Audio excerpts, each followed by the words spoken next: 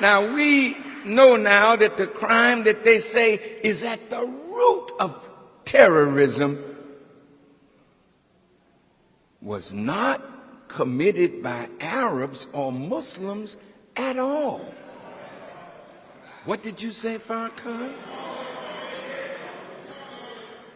Over 2,300 of America's trained architects and engineers have joined in calling for a new investigation of 9/11. Well, what is 9/11? Some of you don't even know what 9/11 is. And that's really bad. 9/11 was the destruction of the World Trade Towers. Does it ring a bell now?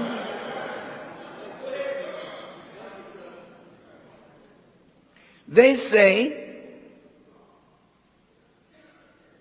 that the World Trade Center buildings were brought down by carefully placed explosives, not by planes. They say that all three buildings had to have been wired with explosive charges long before September the 11th. And this is something that took tremendous sophistication to do, and that sophistication was not with Osama bin Laden or his followers. Listen.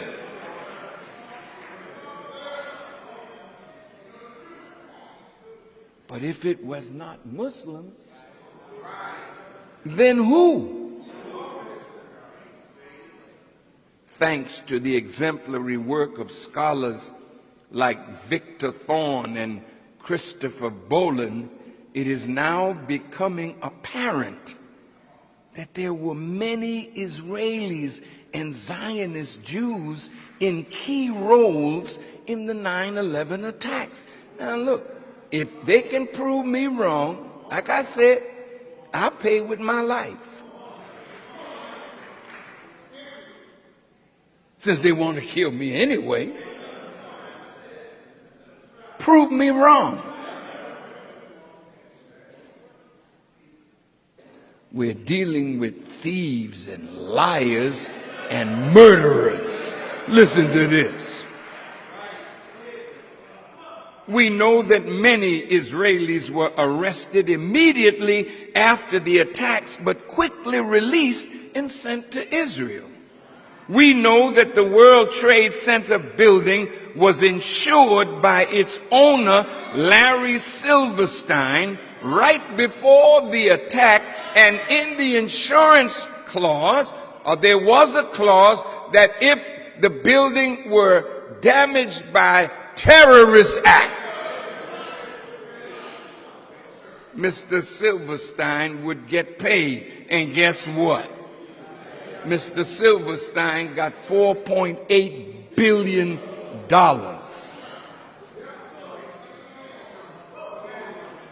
We know that an Israeli film crew dressed as Arabs were filming the Twin Towers before the first plane went in. In other words, these Israelis had foreknowledge of the attacks. Now look, you say, but planes went in to these towers. Yes, they did. But do you know what kind of technology you have to have as a pilot to fly a plane and drop down to an altitude and turn at an angle at 400 or 500 miles an hour into a building? And the fuel of an airplane is not strong enough to create enough heat to melt the steel structure of that building.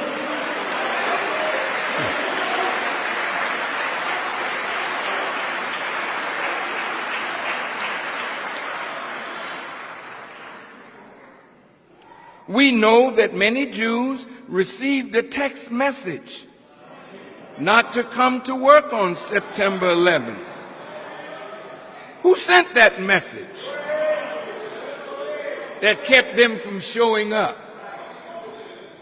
Within minutes of the attacks, Ehud Barak, the founder and master of the Israeli military's covert operation force, was in a London studio of the BBC blaming Osama bin Laden and calling for a war on terror.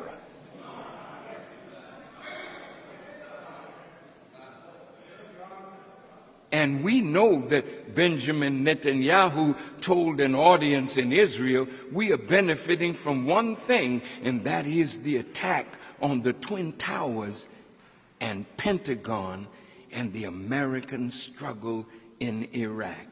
He added that these catastrophes and wars would swing the American public opinion in the favor of Israel.